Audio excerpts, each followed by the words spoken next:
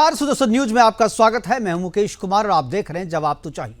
जवाब तो चाहिए में आज हम बात करेंगे यूसीसी के विरोध में एकजुट हो रहे विपक्ष और मुस्लिम धर्मगुरुओं के साथ साथ मौलानाओं की।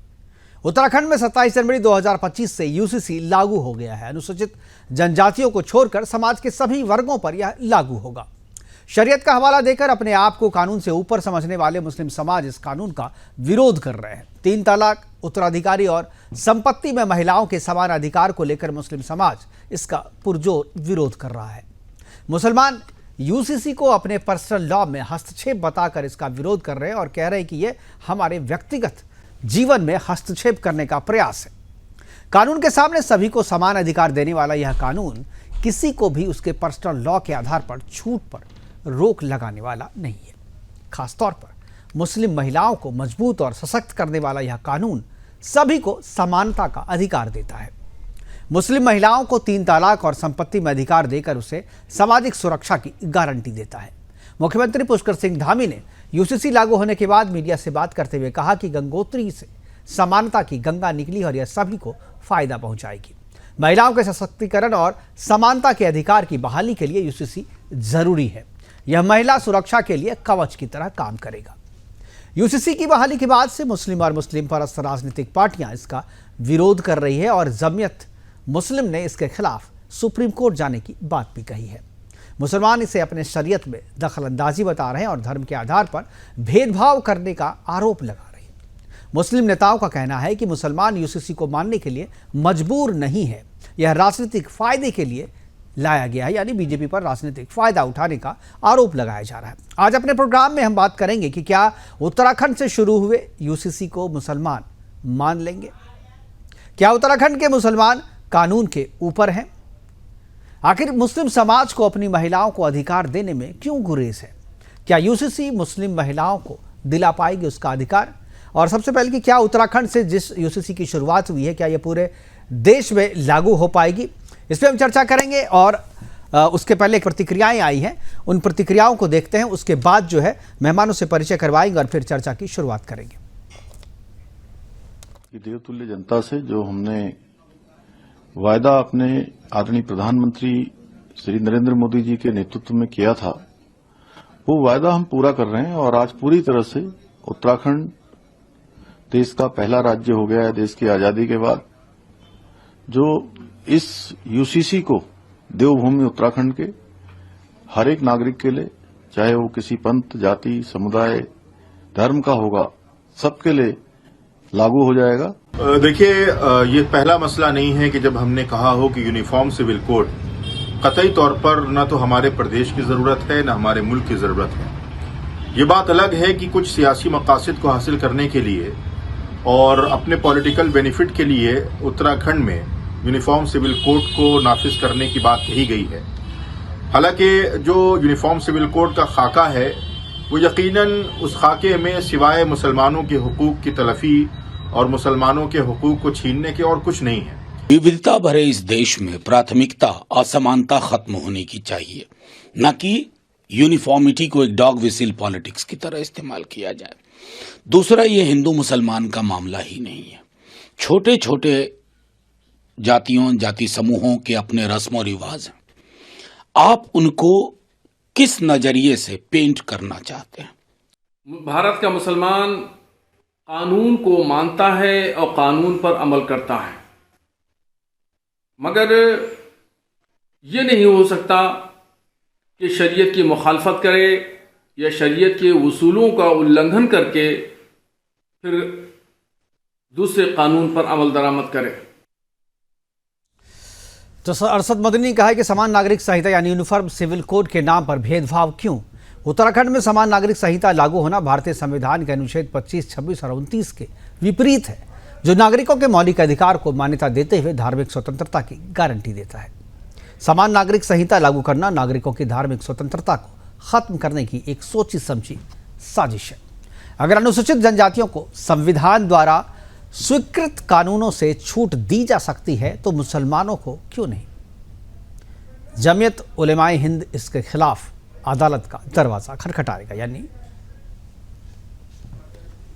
कोर्ट जाने की बात कही है। कैसर हयात खान ने कहा है कि मुसलमानों के मामले में दखल देकर हिंदू कानून थोपने की कोशिश की जा रही है जो इस्लाम के खिलाफ है। यह ज़बरदस्ती का तरीका हमें बिल्कुल पसंद नहीं। भारत के 30-35 करोड़ मुसलमान इसके खिलाफ हैं। आप कानून बना रहे हैं लेकिन मुस्लिम समाज से बात नहीं कर रहे हैं। हम इसकी घोर निंदा करते हैं और पहले भी इसके खिलाफ आंदोलन चलाया है। अगर सरकार ज़बरदस्ती करेगी तो फिर से इसके खिलाफ एक आंदोलन शुरू किया जाएगा। कौसर हयात खान संयुक्त सचिव है मुस्लिम लीग के और महमूद मदनी जमीयत उलेमाए हिंद के प्रमुख हैं। हम ऐसे किसी भी कानून को स्वीकार नहीं कर सकते जो शरीयत के खिलाफ हो, क्योंकि मुसलमान हर चीज़ के साथ समझौता कर सकता है लेकिन वह शरीयत के साथ कभी समझौता नहीं कर सकता। हम इस बात पर दृढ़ है कि मुसलमान इस्लामी शरिया पर पूरी तरह डटे रहेंगे और इस रास्ते में आने वाले किसी भी कानून की परवाह नहीं करेंगे।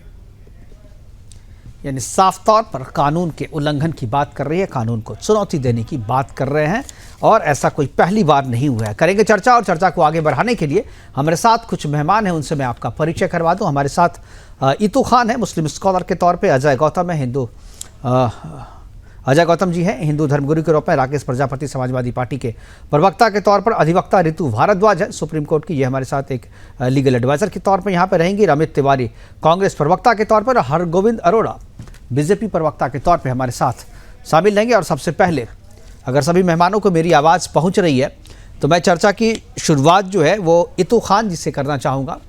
और क्योंकि सबसे ज़्यादा विरोध जो है मुस्लिम समाज को है और वो खुल करके सड़क पे आने की बात कर रहे हैं। इतू जी, आपको क्या मेरी आवाज़ पहुंच रही है? कुछ देर में इतू जी हमारे साथ होंगे। राकेश प्रजापति, क्या आपको मेरी आवाज़ आ रही है?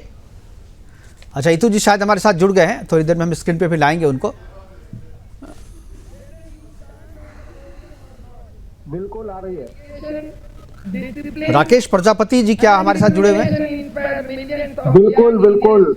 राकेश प्रजापति जी, ये जो उत्तराखंड में यूसीसी लागू हुआ है इस पर मैं चाहूँगा कि आपकी प्रतिक्रिया। जो विरोध किया जा रहा है, क्या आप सहमत हैं उस विरोध से, या आपको लगता है कि ये विरोध जो है गलत है, गैर कानूनी है और कानून जो अगर कोई बना है तो उसका सम्मान करना चाहिए? आखिर भारतीय जनता पार्टी केवल तुष्टीकरण के नाम पर कुछ लोगों, ये लोग वन नेशन वन इलेक्शन की बात करते हैं, यूसीसी की बात करते हैं, जिनका आम जनता से जुड़ा हुआ कोई मुद्दा नहीं है। लेकिन ये लोग वन नेशन वन पेंशन की बात नहीं करते। वन नेशन क्यों नहीं जोड़ रहे हो? वन नेशन वन पेंशन की बात नहीं करते। पूरे देश के अंदर एनपीएस लागू की इन्होंने, फिर अपने एनपीएस पर भी नहीं टिक पाई है, फिर इन्होंने यूपीएस लागू की। आज यूपीएस का भी बड़ा विरोध हो रहा है। खुद नेता लोग, खुद भारतीय जनता पार्टी के लोग पुरानी पेंशन लेते हैं और कर्मचारियों को जो ये 50-50 साल 30-30 साल 40-40 साल नौकरी करता है उसको पुरानी पेंशन देने का काम नहीं करते। ये लोग केवल लोगों को छलने का काम करते हैं। लोगों को में आपस में फूट डालो वाली नीति पर कार्य करने का कार्य करते हैं। जिस प्रकार से अंग्रेज करते थे कि आपस में फूट डालो और राज करो, वही कार्य भारतीय जनता पार्टी ने करना शुरू कर दिया है कि मौर्य को प्रजापति से लड़ा दो, प्रजापति को तेली से लड़ा दो, मुस्लिम को हिंदू से लड़ा दो, आज जैन से लड़ा दो, जैन को किसी और से लड़ा दो। लड़ाने के अलावा इनके पास कोई मुद्दा नहीं है। अरे यूसीसी में लड़ाने की बात कहाँ पे है, जरा सा मुझे समझाइए तो मैं भी इसका विरोध करना शुरू करूं। नहीं, ये अभी देखिए दिल्ली में ये कल इनके जो सांसद जी हैं मनोज तिवारी जी, वो ये कह रहे थे कि पिछले 7 सालों में 7 लाख रेंगड़िया दिल्ली में आ गए। तो मैं ये पूछना चाहता हूँ 11 साल से राकेश जी फिर वही चीज कह रहे हैं। मैं पूछ रहा हूँ, आम आप बता रहे इमली। अरे मैं पूछ रहा हूँ यूसीसी लागू हुआ है उत्तराखंड में, मुसलमान उसका विरोध कर रहे हैं, आप सहमत हैं या नहीं है, ये बताइए ना।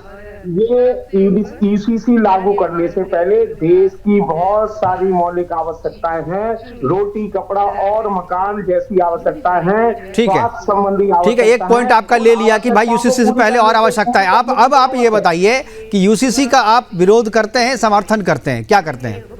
हम ऐसे हर कानून का विरोध करते हैं जो कानून तुष्टीकरण का कार्य करता है, लोगों में बंटवारे का काम करता है। तो इससे तुष्टीकरण कहाँ है ये बताइए। नहीं ठीक है, देखिए आप जो आपकी बात मैं पूरी तरीके से जिस तरीके से आप कह रहे हैं उसी तरह आप बताइए, यूसीसी में इस कानून में तुष्टीकरण कहाँ है?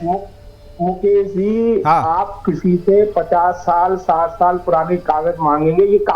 अरे यूसीसी में कागज अभी कहाँ मांग रहे हो? वो एनआरसी है भाई साहब, वो एनआरसी है। यूसीसी में कंफ्यूज क्यों हो रहे हैं आप? वही कंफ्यूज नहीं हो रहा हूँ मैं, कंफ्यूज नहीं हो रहा हूँ। यूसीसी पे भी यूसीसी पे मैं ये कह रहा हूँ कि कुछ कानून ऐसे हैं तो ठीक है, एक जैसे होने चाहिए। मैं आपको 5 मिनट का समय दे रहा हूँ, जरा सा मोबाइल पे गूगल पे जाके सर्च कर लीजिए यूसीसी क्या है और आपके नेता क्या कर रहे हैं, विरोध कर रहे हैं, वैसे उसी तरीके से आके कुछ भी क्या करके समय मत खराब कीजिए आप। नहीं अब जानकारी ले लीजिए आप जानकारी लीजिए आप। चलिए मैं आपको देता हूँ 5 मिनट का समय। हमारे साथ अमित तिवारी जी है, मैं अमित जी के पास जाना चाहूँगा। अमित जी बताइए कि आप यूसीसी का समर्थन करते हैं, विरोध करते हैं? भारत एक विविधता से भरा देश है जिसमें धार्मिक विविधताएं भी हैं, भौगोलिक विविधताएं भी हैं। हमें लगता है कि आज जिस प्रकार से ये सत्ता, ये जो हुकूमत है अपना रूप और रंग दिखा रही है, अपने भाषणों में दिखा रही है कि ये मुस्लिम विरोधी है, ये सब कुछ है। देखिए, क्योंकि इनको ध्रुवीकरण, भारतीय जनता पार्टी को ध्रुवीकरण से वोट मिलना है, तो इनके नेता और इनके सरगना जिस प्रकार से दिखा रहे हैं, हम तो इस बात को मानते हैं कि हिंदू धर्म के अंदर भी जो समाज है, जो हमारा पूरा समाज ताना बाना बटा हुआ है, उसमें भी बहुत सी विविधताएं हैं। और इस यूनिफॉर्म सिविल कोड के लागू होने से इवन मुस्लिम ही नहीं, हिंदुओं को भी बहुत से रीति रिवाजों में, चाहे वो हिंदू मैरिज एक्ट के बहुत से प्रावधान हैं, शादी को एक बंधन ना मान करके एक कॉन्ट्रैक्ट की तरह, जो कि हमारे सनातन पद्धति में ऐसा नहीं है, वो एक बंधन है, पवित्र बंधन, उस पर भी प्रभाव डालेगा। हमारे और भी कैसे प्रभाव डालेगा? कैसे प्रभाव डालेगा? कैसे प्रभाव डालेगा? नहीं, आप गलत चीज मत कहिए ना, कोई प्रभाव नहीं डाल रहा है। मुकेश भाई मेरी बात तो सुनिए। अभी तक हमारे जब हमारा हिंदू मैरिज एक्ट जो 1955 है, इसमें जो शादी है वो एक बंधन है, और जब यूनिफॉर्म सिविल कोड हो जाएगी तो जैसे सबके कॉन्ट्रैक्ट होते हैं वैसे हमारे क्यों? जैसे सबके बंधन, जैसे ये बंधन है, सबका बंधन क्यों नहीं हो सकता? कॉन्ट्रैक्ट क्यों होगा? अरे तो सुनिए ना भाई, कैसे कॉन्ट्रैक्ट? नहीं, आप पढ़े नहीं है ना, आप पढ़े नहीं है, कानून जो बना है वो आप पढ़े नहीं है। मुकेश भाई, मैं बहुत स्पष्ट करूं कि जब हमारा यूनिफॉर्म सिविल कोड लागू होगा तो जाहिर सी बात है कि हम हिंदू मैरिज एक्ट भी हटेगा भाई, मुस्लिम का जो मैरिज एक्ट में किसी में कोई इसमें फेरबदल नहीं किया गया है। शादी के तरीके से होगी, निकाह के तरीके से होगी, इसमें कोई फेरबदल नहीं है। आपको तलाक देने पे लागू होगा, आप छोड़ नहीं सकते। आप मुकेश भाई, आप शादी करके छोड़ नहीं, 3 तलाक नहीं दे सकते आप। महिलाओं को सशक्त किया गया है, मजबूती दी गई है। मुकेश भाई, वो आपका एक एंगल है, आप उस एंगल को हमसे नहीं कहलवा सकते। तो आप बताइए ना, कहाँ पे शादी के लिए कहाँ मनाही है, और तलाक और शादी और निकाह में कहाँ अंतर, ये बताइए। उसमें कई हस्तक्षेप कहाँ पे है? किस नहीं, आप बताइए ना, यूसीसी में कहाँ पे कहा गया है ये, हम भी पढ़ लें उसको। हम भी तो खुद कहते हैं, ये अंतर तो आप ही दिखाने का प्रयास करते हैं भाई, आप ही दिखाने का प्रयास करते हैं। हम तो कहते हैं सब कुछ एक ही जैसी होनी चाहिए, और एक ही जैसी कैसे हो सकता है? देखिए मुस्लिम समाज में निकाह है, निकाह एक कॉन्ट्रैक्ट है। हमारे यहाँ शादी जन्म का बंधन है, दोनों रहेंगे, इसमें कोई हस्तक्षेप नहीं है। मुकेश भाई, जब यूनिफॉर्म सिविल कोड लागू होगा तो हिंदू मैरिज एक्ट 1995 खत्म होगा कि नहीं? भाई साहब, आप ये ब्लाइंडली आंख में पट्टी बांध करके नहीं लागू किया गया है, बहुत ही लॉजिकली विशेषज्ञों से राय लेकर के। बताओ ना, नहीं है ना, ऐसा नहीं है। अरे नहीं है भाई साहब, ऐसा आप पढ़ तो लो एक बार। आप समर्थन करोगे इसका, आप अगर पढ़ेंगे तो आप इसका समर्थन करेंगे। आप पढ़ नहीं रहे हैं, आप बिना पढ़े जो है इसका विरोध कर रहे हैं। आप हमारे साथ अधिवक्ता रितु भारद्वाज जी, मैं चाहूँगा कि एक बार साफ करें रितु जी, जो लोगों में कन्फ्यूज़न है। अभी भी बहुत सारे लोग जो है, चूँकि कल से लागू हुआ है, ये महीनों से जो है पब्लिक डोमेन में था, लोगों को राय देनी थी, सुझाव दे रहे थे बहुत सारे, लेकिन कुछ लोग जो है सिर्फ विरोध के लिए विरोध करते हैं। लोगों को पता नहीं कि इनफैक्ट इसमें है क्या आपको लगता है कि यूसीसी में कुछ ऐसे प्रावधान हैं जिनका विरोध किया जाना चाहिए, या कुछ ऐसे प्रावधान हैं जो लगता है कि नाजायज़ तरीके से किसी के पर्सनल लॉ में हस्तक्षेप किया जा रहा है? देखिए, जैसे कि नाम बताता है समान नागरिक संहिता, तो इसमें ऐसा फ्रेमवर्क आया है जिसमें विवाह को लेकर, डिवोर्स को लेकर, मेंटेनेंस को लेकर, प्रॉपर्टी को लेके, इनहेरिटेंस को लेके, लिव इन रिलेशनशिप को लेके, और इन सभी को लेकर एक समान कानून आया है। तो ये बोलना कि ये बांटता है और धर्म को तोड़ने के लिए लाया गया है या किसी भी रिलीजन के खिलाफ है, ये कहना गलत होगा। अब आप ये समझिए कि समाज में कानून तब लाया जाता है जब समाज में कुछ ऐसे वाइसेस होते हैं। आप ये देखिए, किसी ने मर्डर करा तो क्या मर्डर करने वाले को पूछा जाता है कि ये मुस्लिम संप्रदाय का है, कि ये हिंदू है, कि ये सिख है, इसको अलग तरीके से ट्रीट किया जाए? जब ये वहां पर समानता है तो यहाँ समानता क्यों ना हो? बेटा बेटी को बराबर प्रॉपर्टी में हकदार क्यों ना हो? क्यों मुस्लिम महिलाओं को वसीयत में अधिकार ना मिले? तो जहां समानता की बात है तो ये रिलीजन के खिलाफ कैसे आ रहा है, ये समझना बड़ा मुश्किल है। और कोड में भी कोई ऐसी बात नहीं कही गई है। अब हम ये समझेंगे कि कोड में क्या क्या आया है, क्या क्या बैन किया गया है। उससे पहले एक बात मैं आपको बताना चाहूंगी, जो आर्टिकल 44 हमारा इंडियन कॉन्स्टिट्यूशन का है, यूनिफॉर्म सिविल कोड की बात करता है। आर्टिकल 44 जो डीपीएसपी है, directive principle of state policy, ये बोलता है कि state shall endeavour to secure the citizens for uniform civil code. आप ये देखिए, uniform civil code article 44 Indian constitution बात करता है। तो जो कुछ संप्रदाय के लोग ये बोल रहे हैं कि हमारे रिलीजन के खिलाफ है, ये कहना बिल्कुल गलत है। ये बोलते हैं कॉन्स्टिट्यूशन के खिलाफ है, तो ये कहना बिल्कुल गलत है, बिकॉज कॉन्स्टिट्यूशन ही ये बात कर रहा है। आर्टिकल 44 क्लियरली बोल रहा है कि स्टेट को यूनिफॉर्म सिविल कोड लाना चाहिए। ना, मैं तो ये बोलती हूँ, ये ना केवल उत्तराखंड की बात हो रही है, 44 में ये बोला गया है through out the territory of India. बिल्कुल, तो ये बाकी राज्यों में भी जल्द से जल्द आना चाहिए। बिल्कुल, हम लोग तो वही मांग कर रहे हैं कि भाई आप, इतनी अच्छी बात है, महिलाओं को अधिकार देने की बात है, संपत्ति में अधिकार मिलेगा, उनके साथ शादी में जो भेदभाव किए जाते थे वो भेदभाव खत्म होंगे, तो ये तो वेलकम करने योग्य कदम है। लेकिन इसको वेलकम करने की बजाय जो लोग इसका विरोध कर रहे हैं, इतू खान जी हमारे साथ हैं। इतू खान जी, क्यों मुस्लिम समाज से यूसीसी का विरोध कर रहा है उत्तराखंड में? मुझे तो लगता है कि ये पूरे देश में लागू होना चाहिए। हेलो, हाँ इतू खान जी भाई, आ रहा हूँ, जरा सा आप फ्रेम में आइए, थोड़ा पीछे हो जाइए कैमरा के, थोड़ा पीछे होइए कैमरा से। नजर नहीं आ रहा आप लोग का? हाँ बोलिए। नहीं हो रहा भाई जी, क्या बोल रहे हैं मैं समझ नहीं रहा हूँ। आपका पिक्चर नहीं आ रहा, पिक्चर आप लोग का नहीं। पिक्चर आपकी आवाज भी आ रही है, आपकी पिक्चर भी आ रही है, आप बोलना शुरू कीजिए। देखिए, नया कानून अभी आप लोग लाए हैं, रोज नया नया के ड्रामा लाए हैं। कानून तो नहीं आ रही, लेकिन एक ड्रामा जरूर आई नया नया। अभी आप लोग एक कौम को टारगेट बना के रखे हुए हैं, उसके लिए कुछ भी आप ये जो कानून लाए हैं, उस कानून को तो हम लोग एक्सेप्ट नहीं कर पाएंगे। हम लोग का अपना एक जो मुस्लिम पर्सनल लॉ 1947 से बाबा अम्बेडकर के टाइम से बना हुआ, आप उसको चेंज कीजिएगा, आप नया नया कानून लाइएगा, हम लोग उस चीज को कभी भी एक्सेप्ट नहीं कर पाएंगे। तो इतू खान जी, अगर आप उसको आप उसको नहीं बदल पाइएगा, नहीं मानिएगा, अगर शरीयत ही मानना है, अगर आपको शरीयत ही मानना है तो आप पूरी तरीके से मानिए ना शरीयत को। मेरी प्रॉपर्टी में आप इंटरफेयर क्यों कीजिएगा? नहीं, प्रॉपर्टी की बात छोड़ दीजिए ना, आप शरीयत की बात कर रहे हैं ना, आप शरीयत की बात कर रहे हैं ना। आपको क्या जानकारी कि मेरी शरीयत क्या है?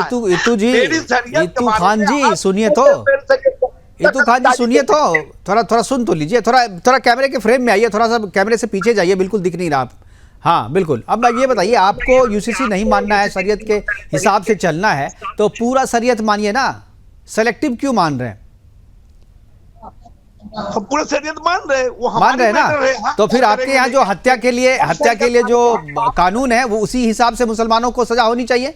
हत्या में, बलात्कार में, लूट में, चोरी में, जो शरीयत में दिया हुआ है कानून, उसके हिसाब से उसके साथ पेश आना चाहिए। एकदम तैयार है, अल्हम्दुलिल्लाह, आप जरूर दीजिए। ठीक है, चलिए मैं अब जो हमारे धर्मगुरु हमारे साथ जुड़े हुए हैं, अजय गौतम जी, मैं अजय गौतम जी के पास आऊँगा। अजय जी, क्या आपको लगता है, जो लोग कह रहे हैं कि शरीयत को मानेंगे, अब चूंकि गजवाए हिंद को मानने का सपना पाने हुए कुछ लोग हैं हमारे साथ जो कहते हैं कि शरीयत को ही मानेंगे हम, क्या आपको लगता है यूसीसी का विरोध जो है, जिस आधार पे किया जा रहा है, वो आधार सही है?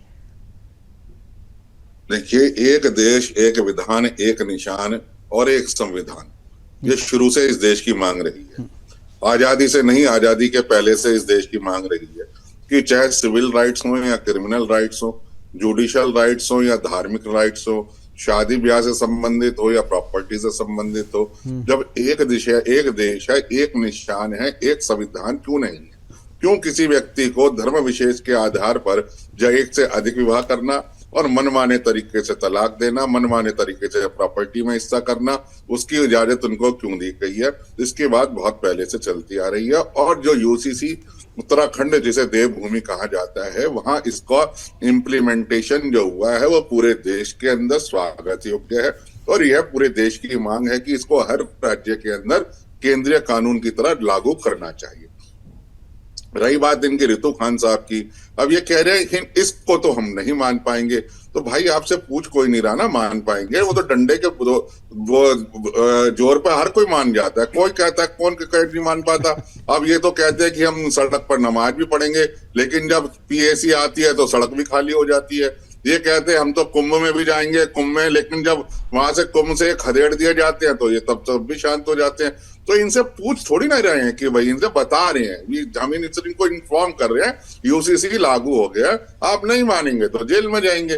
तो मानने ना मानने इनकी स्वीकृति लेने की आवश्यकता नहीं है मुकेश जी, सिर्फ इनको इन्फॉर्म करने की आवश्यकता है। मुझे लगता है कि जब कानून को बनाया जा रहा था उससे पहले सुझाव भी मांगे गए थे, 6 महीने तक, 7 महीने तक सुझाव मांगे गए थे। गजवाए निजाम मुस्तफा और गजवाए हिंद का जो सपना देखने वाले बहुत सारे लोग कब्र के अंदर कीड़ों की खुराक बन चुके हैं।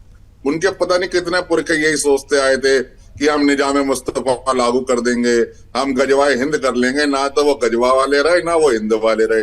ये देश जो है ये भारत के संविधान से चलता है, भारत के हिसाब से चलता है और यहाँ पर हर व्यक्ति को कानून की जो धाराएं हैं वो उससे बाउंड है। ये उनको वो नहीं है, उसको मतलब ये उसकी लिबर्टी नहीं है, ये परमिसेबल है।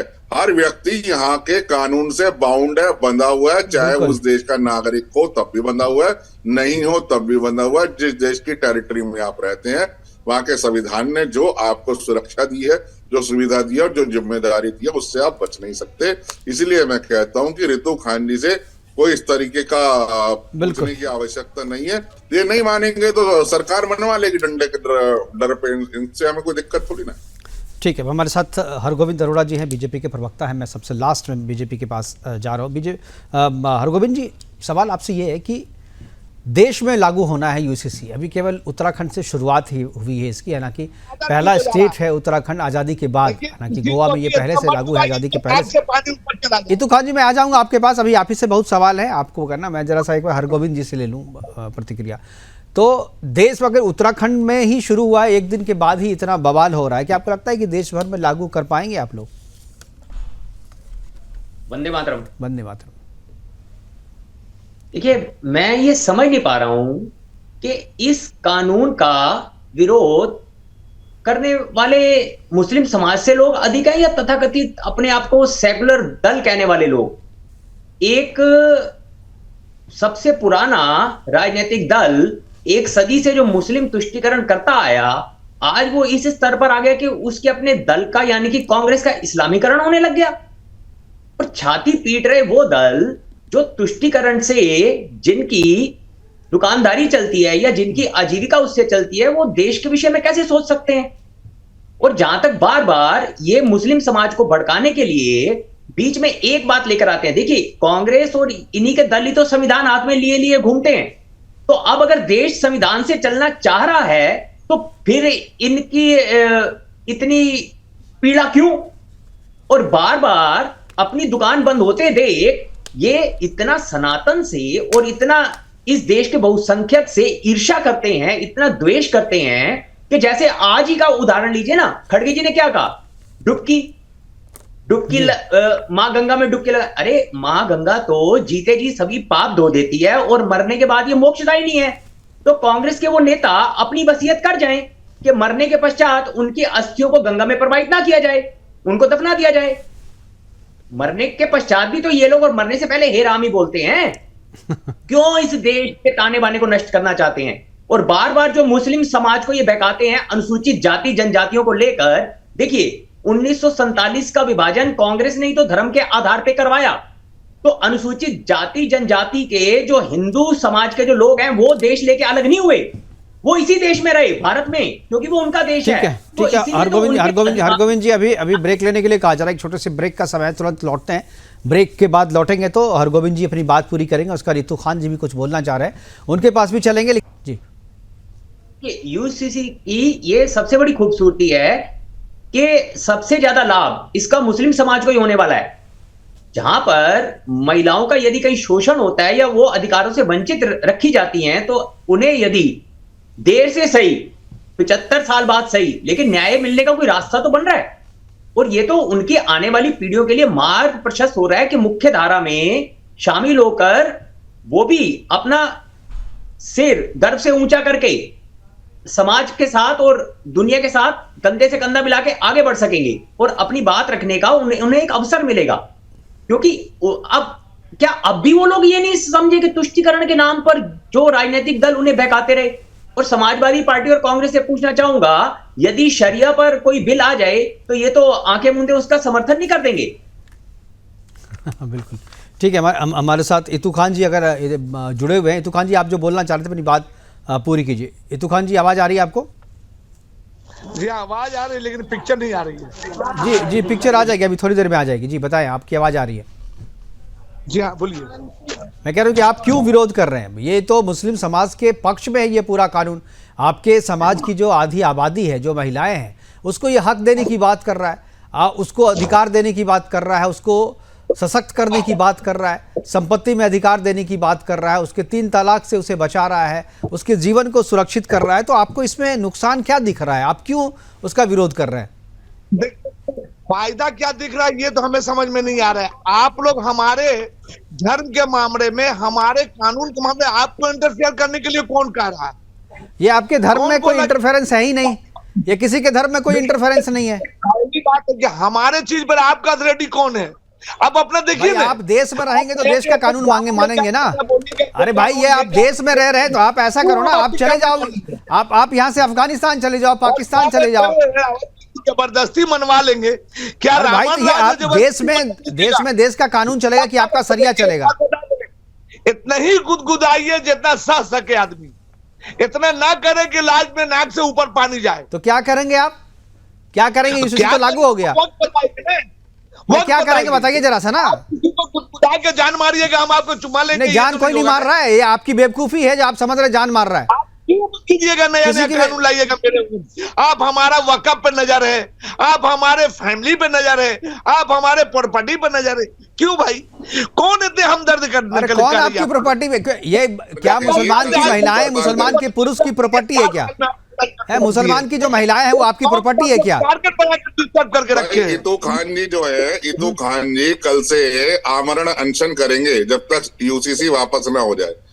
ये देहरादून सेक्रेटरिएट जाके कल से भूख हड़ताल पे बैठेंगे। ये जब तक वापस ना हो जाए इनका आमरण अनशन रहेगा। इतू खान जी गांधीवादी तरीके से विरोध करेंगे। आप जो चाहिए वो कराएंगे।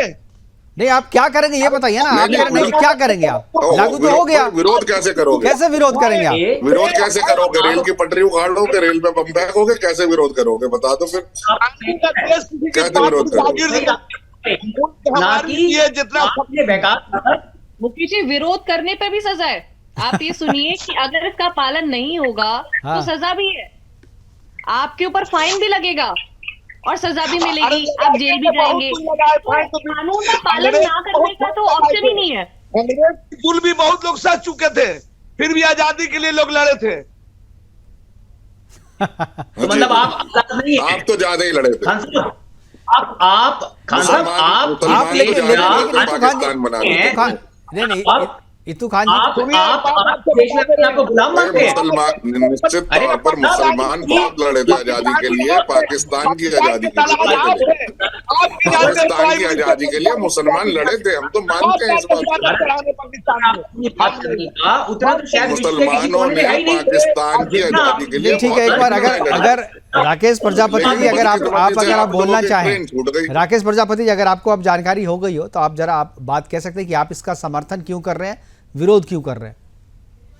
मुकेश जी, जानकारी मुझे पहले भी थी, ऐसा नहीं है जानकारी नहीं थी। आप मेरे साथ लगातार बैठते हैं, मैं बैठता हूँ। मुझे लगा कि आप एनआरसी में और इसमें यूसीसी में कंफ्यूज कर रहे थे, इसलिए मैंने थोड़ा समय दिया। पता है एनआरसी यूसीसी क्या है, लेकिन मैं बात कर रहा हूँ कि आखिर ये 370 के भी बहुत लाभ बता रहे थे, क्या फायदा हुआ? जीएसटी के भी ये बहुत बड़े फायदे बता रहे थे, क्या फायदा हुआ? एक एक व्यक्ति 10-10 बार जीएसटी दे रहा है। नोटबंदी के तो इतने बड़े फायदे बताए गए थे, नोट ले लीजिए मुकेश जी, नोट ले लीजिए। नोटबंदी के तो इतने बड़े फायदे बताए गए थे कि सारा क्राइम खत्म हो जाएगा, सारा आतंकवादी घटनाएं खत्म हो जाएंगी। क्या फायदा हुआ? ठीक यही काम यूसीसी का होगा। ये केवल ध्यान भटकाने के लिए नियम कानून लाते हैं। ये कब स्वास्थ्य पर बात करेंगे, कब शिक्षा पर बात करेंगे, कब जो है पुरानी पेंशन पर बात करेंगे, कब अग्निवीर पर बात करेंगे। राकेश जी देखिए, ये दूसरे चैनल की तरह हमारे यहाँ, राकेश जी दूसरे चैनल की तरह हम डिबेट नहीं करते हैं। आप सुनिए, मैं जिस मुद्दे पे बात कर रहा हूँ आप उस पे बात कीजिए। आप यूसीसी का विरोध कर रहे हैं या समर्थन कर रहे हैं, पहले ये बताइए मुझे। यूसीसी भी बिल्कुल वैसे ही साबित होगा जैसे कि जीएसटी साबित हुआ। ठीक है, वो साबित होगा तो बाद में आप मुझे ना क्रमवार तरीके से आप पॉइंट वाइज मुझे बताइए कि आप इसका विरोध क्यों कर रहे हैं। हम इसीलिए इसका विरोध कर रहे हैं क्योंकि लोगों की आवश्यकता है शिक्षा, लोगों की आवश्यकता है स्वास्थ्य, लोगों की आवश्यकता है अच्छे कॉलेज, लोगों की आवश्यकता है महंगाई से निपटारा। ठीक है, मतलब जहां कॉलेज शिक्षा वो हो जाएगा वहां यूसीसी चलना चाहिए। बिल्कुल। देखिए मैं एक बात नहीं आप कह रहे हैं, ठीक है मान लीजिए आपकी बात अब मैं आप ही की बात पे आ रहा हूँ। आप कह रहे हैं शिक्षा चाहिए, स्वास्थ्य चाहिए, रोजगार चाहिए, ये अगर मिल जाएगा तो यूसीसी ठीक है। बिल्कुल। अगर ऐसे इन पर चर्चा क्यों नहीं करती आखिर बीजेपी? हम तो ये कह रहे हैं। ठीक है, आपके हिसाब से नहीं है लेकिन बाकी दुनिया के हिसाब से तो है। यूसीसी लाने की अभी इस देश को जरूरत नहीं है। इस देश के, बहुत बड़ी बात कर रहा हूँ मुकेश जी, इस देश के 10 लाख बच्चे, कम से कम 5-6 लाख बच्चे जो है भारत छोड़ करके विदेशों में एमबीबीएस करने के लिए जाते हैं। अब आपको ये नहीं पता, आपको बच्चे की फिक्र है, आपको राकेश जी आपको बच्चे की फिक्र है, लेकिन इस देश की आधी आबादी की जो आधी आबादी है, इस देश की महिलाओं की जो आधी आबादी है वो किस नरक में जी रही है उसकी फिक्र नहीं है आपको। उसको नरक से निकालने का काम भारत के संविधान ने किया था, जेठोराव फुले ने किया था, सावित्रीबाई फुले ने किया था। उसको संविधान को बदलने का काम भी किया था। शाहबानों को जो अधिकार मिले थे उसको पलटने का काम भी किया था। शाहबानों को जो अधिकार मिले थे उसको पलटने का काम भी इसी संसद ने किया है। अमित तिवारी जी, नेताजी ने किया था। मुलायम सिंह यादव जी थे तो कन्या विद्याधन मिलती थी। माननीय नेताजी, हमारी समाजवादी की सरकार थी तो साइकिल मिलती थी, स्कॉलरशिप मिलती थी, कक्षा 1 से 12 तक की पढ़ाई फ्री थी। इन्होंने आज पढ़ाई को वो अभी भी है, वो ऐसा बंद नहीं हुआ है। आपको यूसीसी के बारे में पता ही नहीं। मैंने आपसे पहले पूछा था कि आप बताइए यूसीसी क्या है, किस मुद्दे पे क्यों विरोध कर रहे हैं आप? यूसीसी समान नागरिकता संहिता है, हाँ। जिसका मतलब है सभी को समान अधिकार मिले, हाँ। लेकिन हमने पहले कहा ना, इस देश में जैसे कानून चल रहा है, भारत का संविधान चल रहा है, भारत के संविधान के आधार पर सभी चीजें चल रही है। ये भी संवैधानिक ही तो है। अभी हमारी अधिवक्ता जो बैठी हुई रीतू भारद्वाज जी, आपको शुरू में ही समझा दिया था, एक बार फिर से समझा देती हैं। रीतू जी एक बार फिर से समझाइए कि अपने संविधान में कहाँ पे है, इनको बार बार समझाना पड़ता है। राकेश जी, अगर आप संविधान की बात कर ही रहे हैं तो आप आर्टिकल 44 पढ़िएगा। आज आर्टिकल 44 में ये लिखा हुआ है कि अब सुन तो लीजिए राकेश जी सुन तो लीजिए। ऋतु जी अपने भाई में आप मुझे ये बताइए कि अगर मुस्लिम महिलाओं को वसीयत में अधिकार मिलेगा तो इससे आपत्ति क्यों है? आप मुझे बताइए, ट्रिपल तलाक बैन होने पर आपत्ति क्यों है? आप मुझे बताइए, निकाह अलागा बैन होने पर आपत्ति क्यों है? मुझे जवाब दे दीजिए, इससे मुस्लिम संप्रदाय को दिक्कत क्यों है? 340 लागू हो गया। आप सुन ही नहीं रहे राकेश जी, आप सुनेंगे नहीं, काम थोड़ी चलेगा। बताइए ना।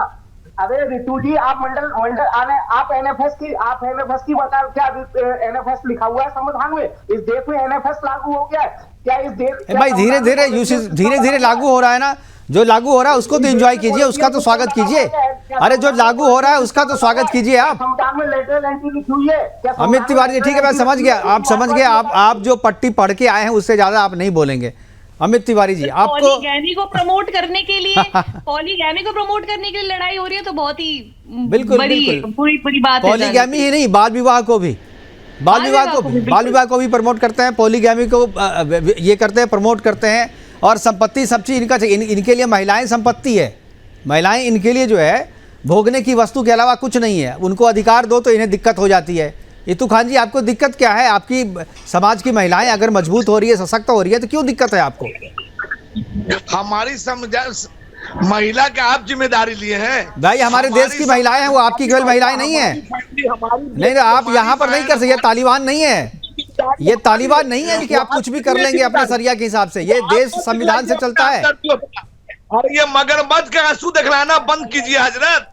हम तो आंसू बहा ही नहीं रहे, आंसू तो आप बाहर हैं। आप जरा फ्रेम में भी आइए, जरा आंखें भी देख लें आपकी, थोड़ा फ्रेम में आइए, पीछे हो जाइए थोड़ा सा।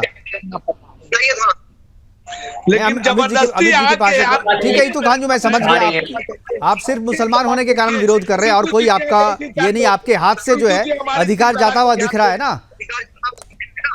अमित जी, क्या किस पॉइंट पे आपको यूसीसी का विरोध किस पॉइंट पे कर रहे हैं? क्या महिलाओं को अधिकार मिल रहा है, ये आपको समझ में नहीं आता? क्या आपको लगता है ये गलत है? क्या बहुविवाह की प्रथा खत्म हो रही है, ये इस यूसीसी से ये आपको अच्छा नहीं लगता? क्या बाल विवाह की प्रथा खत्म हो रही है कि वो अच्छा नहीं लग रहा है आपको? इसमें महिलाओं को संपत्ति में अधिकार सुरक्षित किया जा रहा है, वो आपको अच्छा नहीं लगता? इसमें लिव इन रिलेशन के बारे में जो है चीज़ें कही गई है, इसमें नैतिकता पे बल दिया गया, ये आपको अच्छा नहीं लगता? कौन सी चीज़ें आपको खराब लग रही हैं, आप ये तो बताइए। नहीं, हमको अच्छा लगता है कि महिलाओं को जब अधिकार मिलता है, जब महिलाओं को प्रतिनिधित्व मिलता है, वो भी अधिनियम हम लेकर के आते हैं, हमें अच्छा लगता है। और हमने समय समय पर जब अपने कालखंड में हम अपने गवर्नमेंट में रहे, तो हम लेकर भी उन सब चीजों को आए। हमें इस बात को आप कहाँ लेके आए सर? आप कहाँ लेके, आप झूठ तो मत बोलिए ना। अरे कोर्ट ने दिया था साहबानों को कोर्ट ने दिया था, लेकिन आपने जाके संसद में पलट दिया आपने। अगर आपने हमें समय दिया है तो आप हमें अपनी बात तो रखने। नहीं तो आप झूठ बोलने के लिए समय थोड़ी दिया आपको। महिलाओं को 33% हिस्सेदारी कौन लेकर के आया? अमित भाई, आपकी बनाई खाई तो है। अरे सुनिए तो मैं मलाई और इन सब चीजों द्वेष उत्पन्न कर रही है। अमित भाई, आप ही की लगाई आग है जिसको बुझाना आज मुश्किल हो रहा है। अमित भाई, आप ही की बनाई हुई खाई है जो दोनों भाइयों के बीच द्वेष उत्पन्न कर रही है। सुनिए तो ये इनकी मजबूरी है, क्योंकि भारतीय जनता पार्टी के लोगों को वोट बोलने और धार्मिक उन्माद से वोट मिलता है। तो आपकी मजबूरी समझ सकते हैं कि आप कभी भी महिलाओं के हित से नहीं हो सकते। आप महिलाओं के हित से नहीं हो सकते, कभी भी महिलाओं के हित से नहीं हो सकते। महिला हितैषी आप कभी नहीं हो सकते, आप कभी भी महिला हितैषी नहीं हो सकते, आप कभी भी महिला हितैषी नहीं हो सकते। आप दंगे कराते हो, मैं वातावरण समझता हूं, आप बोलिए, आप खूब कहिए, लेकिन महिलाओं को हक और अधिकार देने की जब बात आती है तो कांग्रेस पार्टी सामने आई ना। बारी से अमित जी हरगोविंद जी, बारी से बोलिएगा, लोगों को समझ में नहीं आ रहा है। वो उनकी मजबूरी है मुकेश भाई, इनकी मजबूरी है कि बीच में इंटरप्ट करेंगे ना। देखिए मैं बताता हूं कि हमें आपत्ति से किस बात से बातें करेंगे, बिल्कुल बातें हो तो बात करने मजा आएगा। आप गलत कोट करेंगे, हम आपको नहीं, बिल्कुल आप टोकिए। आपको वो मजबूरी है कि आप टोकोगे, क्योंकि आप सत्य सुन नहीं सकते, इस वजह से आप टोकोगे। बिल्कुल टोकिए, आराम से टोका टाकी करिए, क्योंकि तथ्य तो सामने। चलिए ठीक है, हमारे पास समय की भी कभी, मैं आखिरी प्रोग्राम के आखिरी पड़ाव तक हम पहुंच चुके हैं। मैं आखिरी में एक कमेंट लेना चाहूंगा सबसे इस यूसीसी पे। एक आखिरी कमेंट मैं प्रजापति जी से शुरू कर रहा हूँ। राकेश जी, क्या विरोध करेंगे, किस तरीके से करेंगे विरोध? मैं आखिरी कमेंट चाह रहा हूँ। विरोध आप लोग कर रहे हैं, किस तरीके से करेंगे? अब तो ये लागू हो गया, अब देश में भी लागू होने की कवायद शुरू होगी, अब कैसे करेंगे? अभी ये उत्तराखंड में लागू हुआ है और देख लीजिएगा, इनके सारे जितने भी मैंने बताए पहले, उनकी तरह ये भी बिल्कुल विफल साबित होगा। इसका कोई फायदा इस देश को नहीं मिलना है, क्योंकि ये जितने भी योजनाएं लेके आते हैं, लोगों को नुकसान के अलावा कभी किसी का कोई भी फायदा इनके किसी भी योजना से नहीं हुआ है। चाहे ये योजना नहीं है, यही बात है ना। आप सब चीज को ये योजना नहीं है भाई, ये योजना, ये अधिकार दिया जा रहा है। ठीक है, चलिए मैं समझ गया किस तरीके की बातें आप कर रहे हैं। हमारे साथ अजय गौतम जी, आखिरी कमेंट जी। देखिए, यूसीसी आज इस देश की नहीं, बहुत समय से इसकी मांग है। जो तुष्टीकरण की प्रकाष्ठा कुछ राजनीतिक दलों ने अपने निजी स्वार्थ और वोट बैंक को साधने के लिए करी थी, उसका खत्म करने का और हर नागरिक को समान अधिकार, चाहे वो सिविल हो या क्रिमिनल, को लेने का एक ही तरीका है। जो यूनिफॉर्म सिविल कोड है, जो समान नागरिकता कानून है, ये पूरे देश में लागू होना चाहिए ताकि तुष्टीकरण की जो राजनीति है उस पर विराम लगे, सभी को इस देश में सम्मान पूर्वक रहने का अधिकार मिले। हलाला, पॉलीगमी जैसी जो कुप्रथाएं हैं कुछ वर्ग विशेष के अंदर, वो खत्म हो और सबको, महिलाओं को जो आधी आबादी है इस देश की, पूरे सम्मान पूर्वक जीने का, चाहे संपत्ति हो, चाहे वैवाहिक जीवन हो, या हर तरीके से उनको पूरा सम्मान पूर्वक जीने का अधिकार मिलना चाहिए। इतू खान जी से मैं निवेदन करूंगा वो आमरण अनशन पर बैठ जाएं जब तक ये कानून वापस नहीं होता, या तो ये रहेंगे या कानून रहेगा, ऐसा इनको करना चाहिए। जी रितु जी आखिरी कमेंट जी। इसमें यूसीसी संविधान के साथ, संविधान को मद्देनजर रखते ही लाया गया है और इसका पूर्ण समर्थन करना चाहिए सभी संप्रदाय लोगों को, और खासकर के मुस्लिम संप्रदाय के लोगों को। आप देखिए ट्रिपल तलाक जैसी चीजों को बैन, बहुत सारे मुस्लिम समुदाय के लोग जो हैं इसका समर्थन भी कर रहे हैं। समय की कमी है, मैं बीच में रोक रहा हूं। हरगोविंद जी, मैं आखिरी तुरंत 10 सेकंड में आखिरी कमेंट। देखिए, यूसीसी अब एक बेहतरीन कानून आ गया, इसका सभी देशवासियों को स्वागत करना चाहिए और मुस्लिम समाज से निवेदन है कि ये उनके लाभ के लिए है, देश के लाभ के लिए कानून है, कांग्रेस और समाजवादी पार्टी के लाभ के लिए नहीं है। उनके बहकावे में ना आकर इसका सम्मान करें और देखें कि ये इनके उज्जवल भविष्य के लिए कितना सार्थक सिद्ध होगा। जी इतू खान जी आखिरी कमेंट। इतू खान जी क्या करेंगे, आखिरी कमेंट 10 सेकंड। देखिए, ये चीज को तो ना होने वाली बात है, कभी नहीं मानेंगे। आपसे हम रिक्वेस्ट नहीं कर रहे कि आप हमारे कानून को, हमको आप देखिए, आप हमसे रिक्वेस्ट करने की जरूरत भी नहीं है। आप अदालत में जाइए, वहां रिक्वेस्ट कीजिए। अमित जी, अमित जी आखिरी कमेंट 10 सेकंड है। देखिए, भारतीय जनता पार्टी जिस धार्मिक उन्माद और सियासत की सीढ़ियों की तरफ आगे बढ़ रही है वो उनके लिए अस्त्र हो सकता है, लेकिन हम जानते हैं भारत विविधताओं से बड़ा देश है, उसमें हमें सबकी जो नैतिक और मूलभूत आवश्यकताएं और उनकी जो निष्ठा है, चलिए ठीक है सर, हमारे पास समय की कमी है। हमारे साथ जुड़ने के लिए राकेश प्रजापति जी आपका, अमित जी आपका, हरगोविंद जी आपका, इतू खान जी आपका, रितु भारद्वाज जी आपका और अजय गौतम जी आपका बहुत बहुत धन्यवाद। आप जुड़ी और इस महत्वपूर्ण चर्चा में अपने विचार जो है हमारे साथ साझा किए। लेकिन गजवाए हिंद के जो समर्थक हैं, जो यूसीसी नहीं, जिनको सरिया चाहिए, क्योंकि सरिया के जरिए जो है ये गजवाए हिंद का सपना इनका पूरा हो सकता है, और यूसीसी इस मार्ग में बहुत बड़ा रुकावट है, जिसकी शुरुआत जो है आज उत्तराखंड से हुई है कल, और उत्तराखंड से शुरुआत है, और ये जो गंगोत्री उत्तराखंड से निकली है पूरे देश तक जाएगी और पूरे देश में भी एक दिन लागू इसे करना ही पड़ेगा, क्योंकि यह केवल उत्तराखंड की बात नहीं बल्कि पूरे देश में बात है और पूरे देश के आधी आबादी की बात है। उनको सम्मान, सुरक्षा और रक्षा करना उनका अधिकार है, और यूसीसी जो है ये सारी चीज़ें उन्हें मुहैया कराता है। फिलहाल अभी के लिए इतना ही, दीजिए इजाज़त, नमस्कार।